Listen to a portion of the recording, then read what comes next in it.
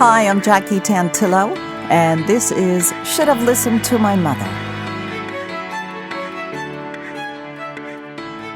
These past few weeks, Should Have Listened to My Mother has garnered more and more positive feedback and recognition on all of the listening platforms, which means that our audience is growing, and that's a really good thing.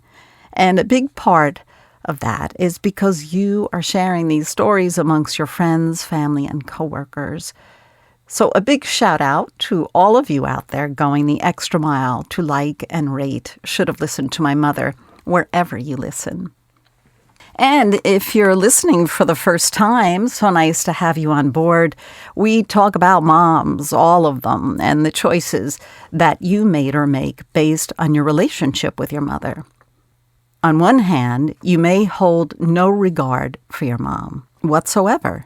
On the other hand, you may put your mom up high on a pedestal, which is fantastic until maybe she comes crashing down. And were you there to help pick up the pieces? How many times have we heard a guest tell us that their mom did the best she could with what she had? And that's hard enough for an adult to figure out, let alone a child or a teenager. Today's guest has stories to share of love and admiration for his mother. She inspired him in many ways, especially because they both shared a love for exploring and traveling the world. He's a poet, award-winning writer, and photojournalist. He's published his works nationally and internationally, and his hope is to inspire those who see his work to look more carefully at the world around them in order to discover beauty in unusual and unexpected places. He lives in Southern California. Oh, why go anywhere else, I ask. Hello, Jeremiah Gilbert. So glad you could join us on Should Have Listened to My Mother. Hello. Thanks for having me. So I say, you live in a beautiful part of Southern California, right? So I guess you got this bug from your mom, huh? Yes, definitely. No, it's funny you should say that. When my fiance, soon to become wife, visited for the first time, she did not believe. It's like, I'm an hour away from the mountains, an hour from the beach, an hour from the desert. And one day I took her from snow in the mountains down to the beach. So I think she found you see? Not the same. And yet I'm always heading out. Let's share your mom's name, please. My mom was Adrienne. So full name Adrienne Jean Gilbert, originally Wiggins. And how did you refer to your mom? It's interesting. I've been thinking, I don't think I had a nickname. I had a nickname for my grandma, for my grandparents, Bubba and Poppy.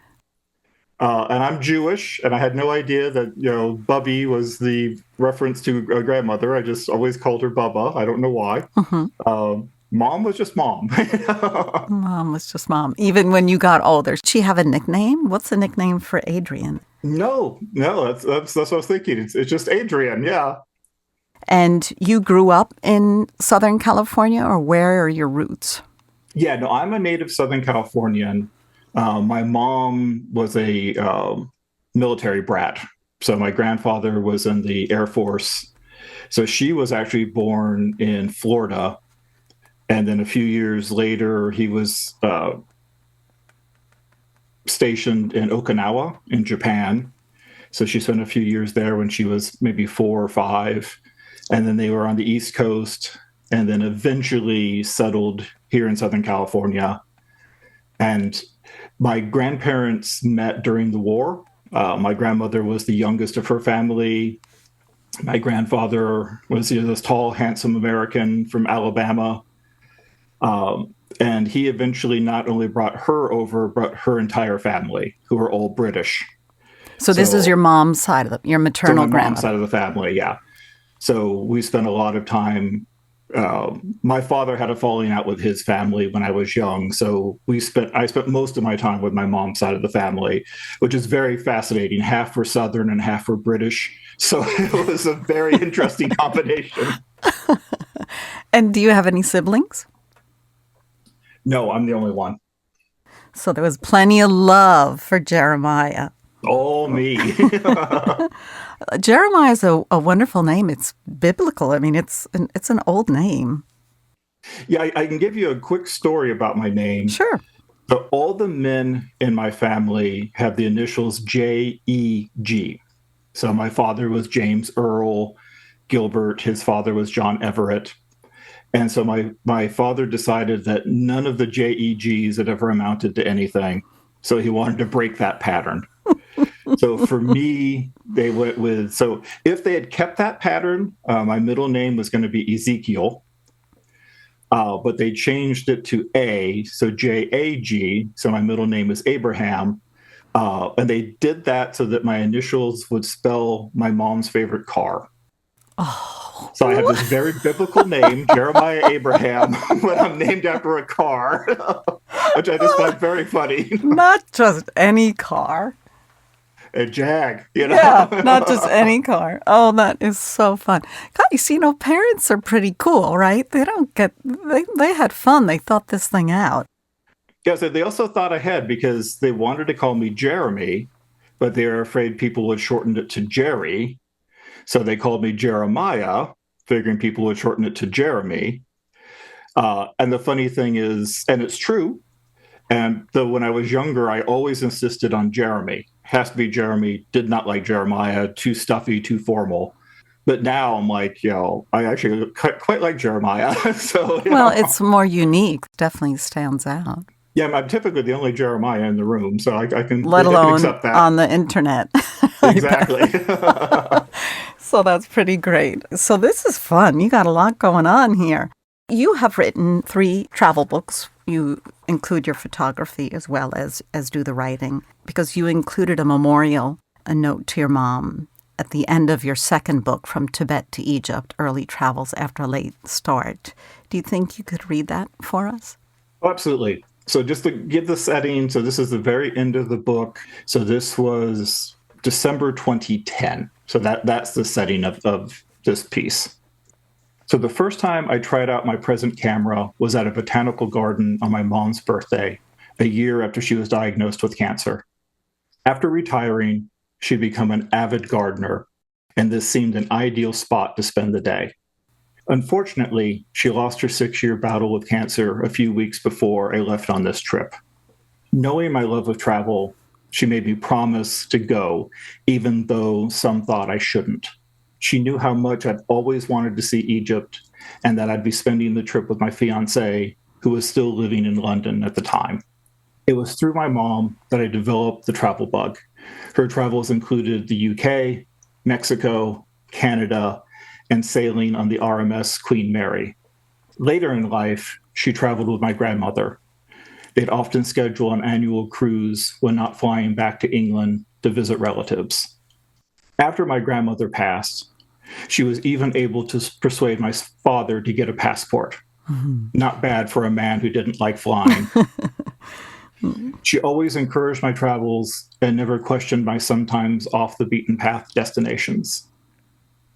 I had hoped that this trip would be an escape, but I was only reminded that she would not be there when I got home to tell my stories to. And she'd never see any more of my photos. She was a kind spirit who showed incredible strength and bravery during her battle with cancer. She loved spending time with friends and family and always put others' needs above her own. Yet, she was also strong-willed and independent. I could always leave it to my mom to tell it to me straight while still being encouraging. The world is a lesser place without her. That's pretty beautiful. You have a way with words. When you take a look at this again and you read it again, I mean, you must go right back to the place you were when you were writing it initially. Yeah, I mean, that was... The story is more tragic, unfortunately. About 6 months before my mom died, my father had a stroke. And so, about a year before, I'm sorry. But then, unfortunately, I ended up losing him like almost a year to the day that I lost mom. So she passed away on December 5th, and he passed away the following November 28th. And I have to, that was, Oh, my. That was like the roughest year ever. So the first book, which came out in 2020, the introduction to that one was about Dad, because Dad did not like to travel, and as I mentioned, he did not like to fly. So everything was always these really long road trips, Oh, and they were God. horrible. I don't know how in the world, I associated that with travel, so that was horrible. So then when I did the second book and then seeing where it was going to end, I thought, okay, now's my time to talk about Mom. Because I said I certainly didn't get the travel bug from him. He was perfectly happy staying home. Yeah. Wow, that's a lot to pack in there. And how did your mom make it through all of this with him getting sick? She handled the cancer incredibly well. So my father was an artist, and later in life he'd switched to cartooning, and so he was actually at a workshop when Mom had an appointment with the oncologist. So I was in the office with her, holding her hand when she got the diagnosis. And okay, so took her out to breakfast, and the whole thing was incredible to me, the way she processed it and handled it, and she never questioned it. Then, I get this call from her. Things have been going weird with my dad. He's been having some weird symptoms and signs. He schedules an appointment to see the doctor, and he gets hit with a stroke the day before he was supposed to see the doctor. At this time, though, Mom was doing pretty well. So the problem was initially, so the first 5 years with her cancer was it was treatable. It just kept coming back. So there was never really a large remission time. But, you have a procedure, 6-9 months later, it comes back. But overall, she was in fairly good health. Though when it did come back, and this last time was incredibly aggressive, that was her big concern. And we basically had a talk near the end. She let me know like where all the passwords were and all the accounts and everything. And I remember her telling me, I'm not worried about you. I'm worried about your father. And I'm like, okay, I'm going to handle it. Trust me, it'll work out. I'll get it done. But, since I was an only child, we were always a very tight unit. So it's just sort of, okay, I'm a college professor, and the college I teach at was maybe 5-minute drive from their house. So, okay, I'm just going to visit more frequently. I'm going to help out with the grocery shopping. I had an unusual childhood in that, my mom was the one working, my dad was the one staying at home. So I learned to cook from my father. My mom was not a very good cook. It's funny, anytime people talk about, mother's recipes or grandmother's recipes, Not so neither much. my mom nor my grandmother know, you don't want those recipes. I could come over and cook and things like that. So, did the best we could, given the situation. And during that time, I had, met my future wife in England. And so she had come out a few times, and she and my mom got along wonderfully and sort of had that, British connection, even though my mom, wasn't born in Britain, but her whole extended family was from the UK. Right. So your mom had this incredible free-spirited side to her, as well as she had all her ducks lined up in a row. She had that both sides of the brain. Yeah, no, absolutely. Yeah, she had that nice balance, which, I feel I've adopted or adapted to in some way, because I teach mathematics, and yet, here I am writing books and taking photographs. So yeah, so I got the art from him. I remember, my mom had a sister. They were quite a few years apart. My mom was the level-headed one. Her sister is the emotional one. And I remember whenever my grandmother would go off to travel, she'd want to make sure her will was up to date and all of that. And the sister, no, don't think about it, don't talk about it. Where my mom was like, okay, what do I need to check? Let's make sure everything's right. And so if something happens, Practical. Very practical. Wow. It seems like you had this amazing bond, an open relationship with your mom. Are there any regrets? Things you didn't say or do with your mom? Obviously, her life was cut way short. Yeah, So as I mentioned, I'm Jewish. My mom was Jewish. Her mom was Jewish. We're not practicing, but we had this interesting pattern, which was my grandmother was 20 when she had my mom, and then my mom was 20 when she had me. So it's very easy to keep those three birthdays, figured out. And so, it was not a regret because I didn't have a choice in the matter, but the plan was for my mom's 60th birthday, which would also be the year I turned 40, I was going to take her to Israel. And so by then I've been traveling a lot, and I thought that would be something nice to do. But she passed away a month before her 60th birthday. So she was only 59. Way too young. And when we were doing our planning and scheming, another thing she told me was, she wanted to be cremated, but she didn't want her ashes left in an urn. In fact, her direct quotation was a damn urn. So I said, okay, Mom, here's what I'm going to do. I'm going to, spend a year and I'm going to spread your ashes where it's meaningful. And so I, spread some in her garden at her house. I spread some in the UK. But I also ended up doing the trip to Israel. And so took her with me, as it were, and found a spot on the Sea of Galilee. Again, we weren't very religious, but I just thought, it seemed to have meaning to me. And it was, she didn't want to be on a shelf. So that was sort of, I felt like I couldn't physically do the trip, but at least I could, sort of honor her in that way. You brought her with you. Yeah. So that was a emotional trip. It's very interesting.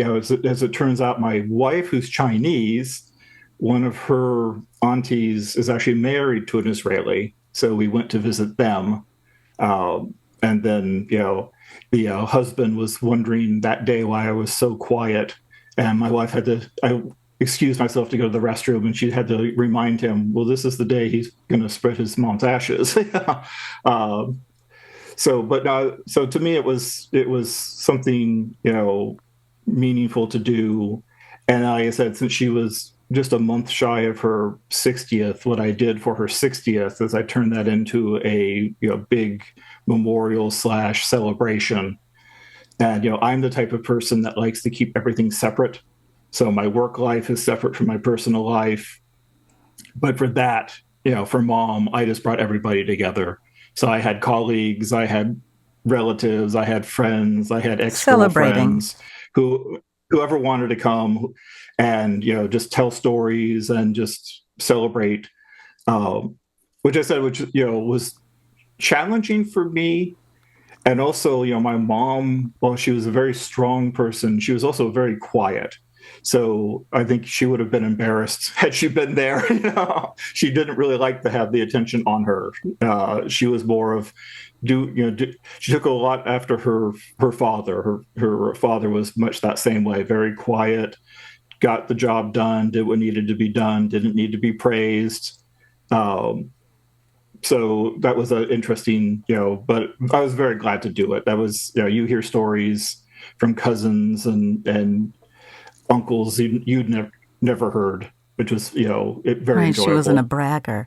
So can you tell me, you mentioned she worked and all that. Do you know, prior to her meeting your dad and all that, what kind of a person she was? And I know she traveled with her family when they were involved in the military, but tell me a little bit about her career and also what she was like. I mean, she had you at 20 years old. So she was pretty young. Yeah, no, my parents met in high school. This was late 60s.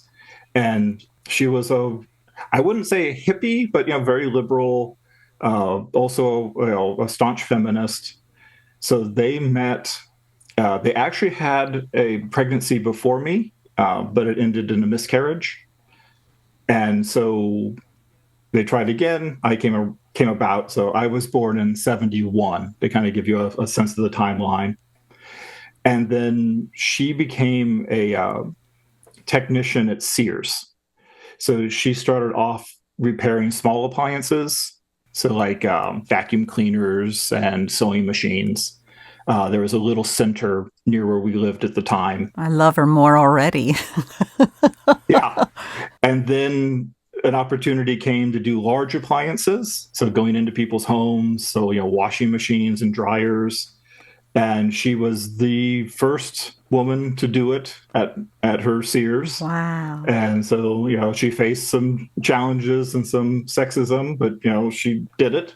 And then closer, probably when she was around 50, I would say, she changed again, stuck with Sears, but then she started visiting the stores and doing cash registers and their computer systems and their video surveillance system for the stores themselves.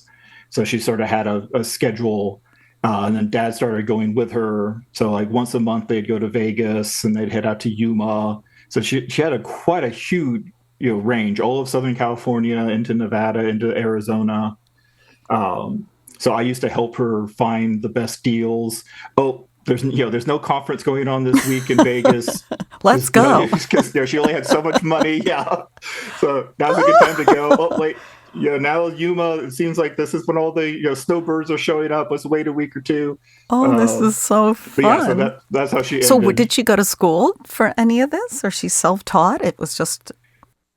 Yeah, no, she had a couple years of college, but didn't get a degree. And then basically was just taught on the job. Wow, was she a science-leaning kind of brain? Engineering or something? Interesting thing is I feel I got the creativity from my dad and my more analytical and mathematical from my mom, because while she wasn't formally trained, she was always, as you said, very practical, very pragmatic, very good. She handled the money. So when the computer, I was one of those. My grandfather and my father, loved working on cars. When I came about, I had no interest in that, but I could tear down a computer, and I could make updates and such.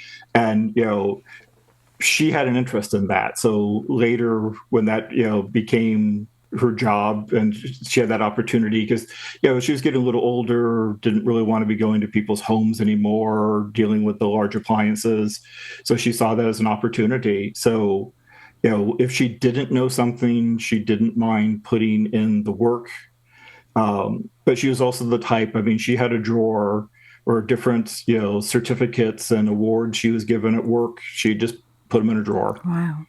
Because to her, it was like that was part of the job. She did what she needed to do. Again, she didn't need to be celebrated, which my dad did not understand.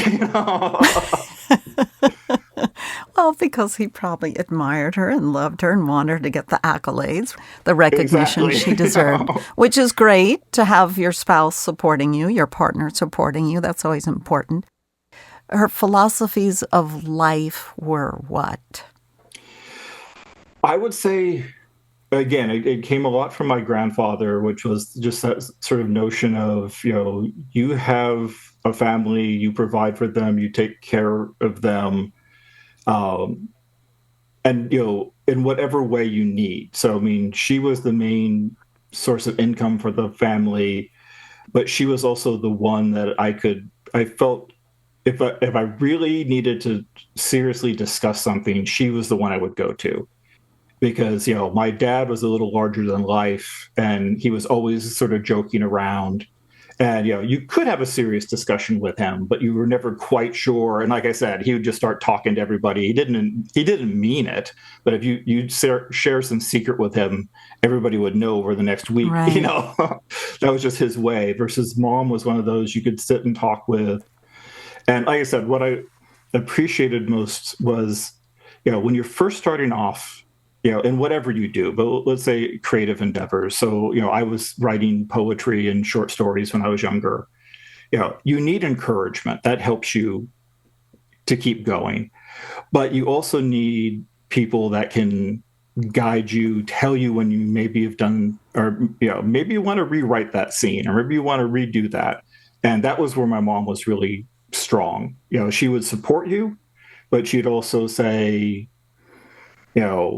I give her a story that I'd written, I don't quite this scene doesn't make sense, or or the same thing when I started traveling. Oh, Mom, I'm going to head off to this really crazy wild location, and go camp in a forest for a couple of weeks or whatever.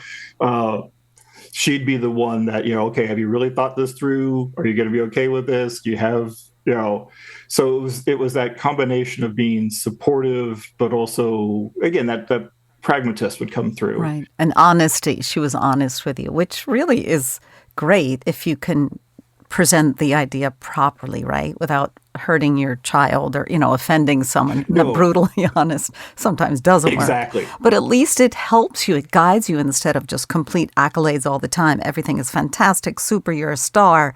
You got it, which is, I have to respect that. Would you speak with your mom, say, about girlfriends or problems at school with your friends? Yeah, because basically, to kind of give you an overview, so, I've battled depression since I was probably about 13. And, my father was the type where he didn't understand why. Everything's good, you're doing well in school. Why would you be depressed, sort of thing? And again, I don't fault him for that. It's just, it didn't make sense to him. Versus Mom was someone, I could talk to. I'm one of those, I was taller than most kids growing up, wore glasses, pale, all the things that, endear you. Sure. So all the cool kids. Exactly. So she was the one I felt, I could talk to and say, okay, this happened today, or I don't understand this, or when you start being interested in girls. And, I just always felt that, well, Dad would either not understand or make a joke out of it, which was his way of dealing with things. And I, developed his very dark sense of humor. Anything can be a joke in my dad's world. With Mom, I always felt more like, I'm being heard, I'm being considered. And there's times where, when you're opening yourself up, you don't need a joke, even though there was no malicious intent. When you're most sensitive and vulnerable. And so, she was the one that, and I've noticed, I've always had that sort of need of a confidant. So she was sort of my first confidant. And then, as I grew older, I had a best friend that was sort of took on that role, and then someone else. That's always been an important role for me, and she was sort of the initial. Wow, Adrienne, she's very cool. I mean, she had so much interesting stuff going on. I would love to meet her one day. Yeah, no, she was a very interesting woman. Yeah, absolutely wonderful. Jeremiah Gilbert, it's been an absolute pleasure. Keep an eye out if you're planning any trips for his travel books and his photographs as well. From 2023, he released On to Plan C, a return to travel, which happened after the COVID pandemic. I thank you for joining me on Should Have Listened to My Mother. Thank you for having me. And we'll be back next week with another episode of Should Have Listened to My Mother.